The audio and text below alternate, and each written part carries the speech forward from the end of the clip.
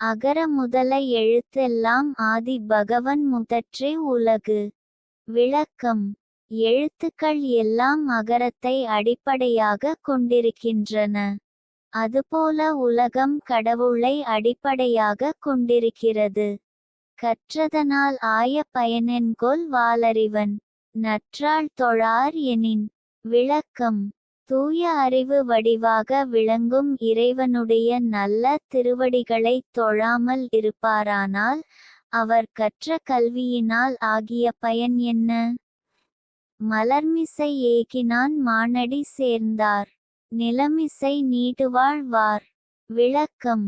அன்பரின் அகமாகிய மலரில் வீற்றிருக்கும் கடவுளின் சிறந்த திருவடிகளை பொருந்தி நினைக்கின்றவர் இன்ப உலகில் நிலைத்து வாழ்வார். வேண்டுதல் வேண்டாமை இலானடி சேர்ந்தார்க்கு. யாண்டும் இடும்பை இல. விளக்கம். விருப்பு வெறுப்பு இல்லாத கடவுளின் திருவடிகளை பொருந்தி நினைக்கின்றவர்க்கு எப்போதும் எவ்விடத்திலும் துன்பம் இல்லை. இருள்சேர் இருவினையும் சேரா இறைவன். பொருள்சேர் புகழ் புரிந்தார் மாட்டு. விளக்கம். கடவுளின் உண்மை புகழை விரும்பி அன்பு செலுத்துகின்றவரிடம் அறியாமையால் விளையும் இருவகை வினையும் சேர்வதில்லை. பொறிவாயில் ஐந்தவித்தான் பொய்தீர் ஒழுக்க நெறி நின்றார் நீடுவாழ் வார். விளக்கம். ஐம்பொறி வாயிலாக பிறக்கும் வேட்கைகளை அவித்த இறைவனுடைய பொய்யற்ற ஒழுக்க நெறியில் நின்றவர் நிலை பெற்ற நல்வாழ்க்கை வாழ்வர். தனக்குவமை இல்லாதான் தாழ் சேர்ந்தார் கல்லால் மனக்கவலை மாற்றல் அரிது. விளக்கம். தனக்கு ஒப்புமை இல்லாத தலைவனுடைய திருவடிகளை பொருந்தி நினைக்கின்றவர் அல்லாமல் மற்றவர்க்கு மனக்கவலையை மாற்ற முடியாது.